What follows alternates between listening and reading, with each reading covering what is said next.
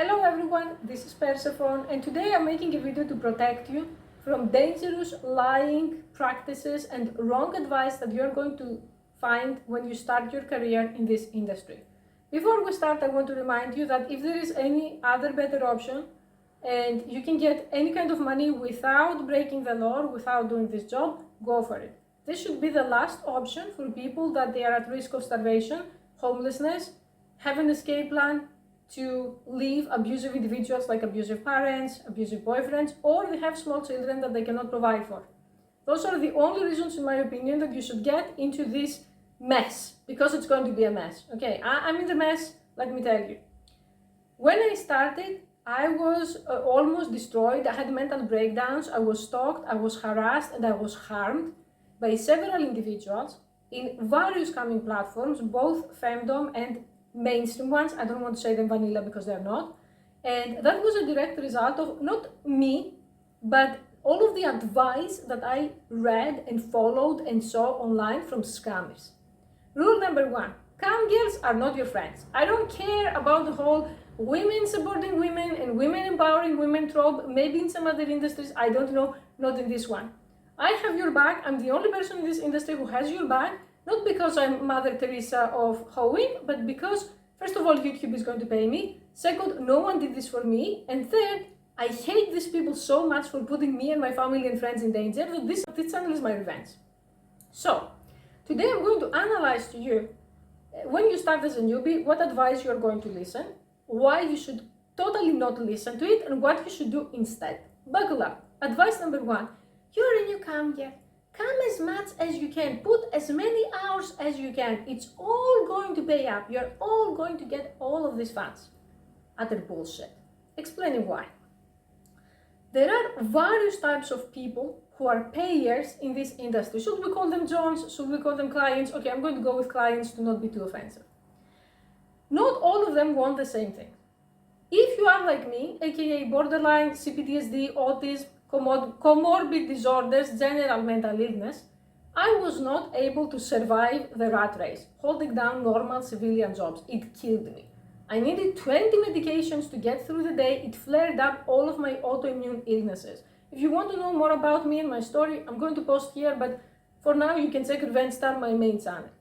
So I wanted to create residual income. I wanted to be able to sell videos, to sell subscriptions, to sell stuff, so that the days that I can't get out of bed because borderline personality disorder fairy came to visit me, I'm able to still pay my bills, have food, and have a good quality of life.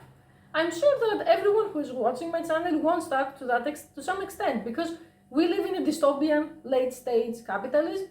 Jobs can be taken away in an instant, so you really want to have money coming in to support your family, your pets, yourself.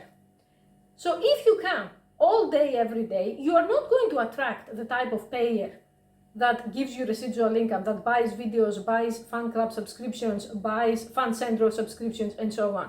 Do you know who you're going to attract? The biggest whiny, needy, codependent, and messed, narcissistic bitch that exists on this planet. People who are going to be saying, why aren't you here? I missed you, I need to see you. And they will have this fantasy that you are some girlfriend. Again, I'm going to say girlfriend, but it could be boyfriend, adjust your own pronouns, it could be non-binary version. They're not going to be people who give you passive income. They're not going to actually not give you a dime unless you are online there all day with them. So I went from a vanilla job where I had to work 12 to 16 hours every day, underpaid with crazy people, to the exact same type of job where I had to work 12, 16 hours with crazy people, but half naked or naked. And every time I wanted a single hour for myself, I was being harshly punished. There was drama, there was harassment, there was stalking, there was threat of cutting off like my tips, they could move on to others, and so on. So before you start, decide how many hours you want to come maximum and stick to it. Is it going to be 2 hours every day? Fine. 4 hours? Fine. Even 8 hours? Fine. Never be the type of person who says, I'm going to be online as much as I can. Even if there are hard times and you plan to do it, don't announce it. Don't promise it. You don't want these leeches on you. It has been 2 years ever since I stopped doing that crazy shit, and they still harass me.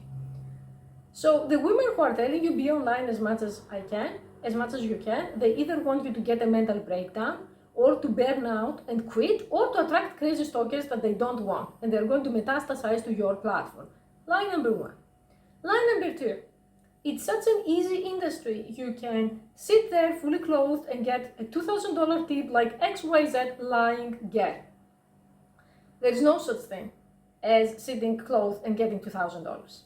The women who do that, they actually get the money, but here are possible ways that they get them.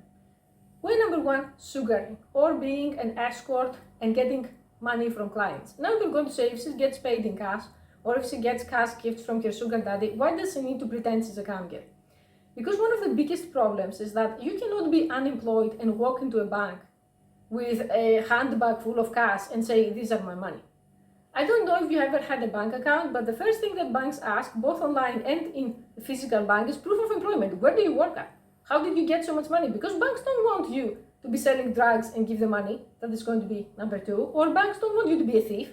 So let's say you have a client, okay, and he gives you $1,000 for a night with you, and you want to put it into a bank.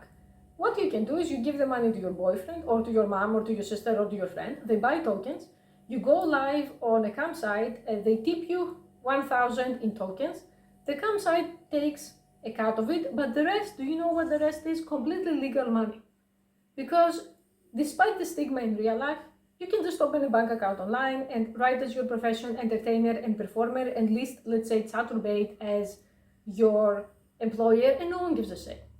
So if you see people who are sitting there and they're not really pretty, I saw a girl that she was sitting in her pajamas, like seriously, she didn't even have makeup on, and there was someone who came and tipped her $2,000. That's not happening.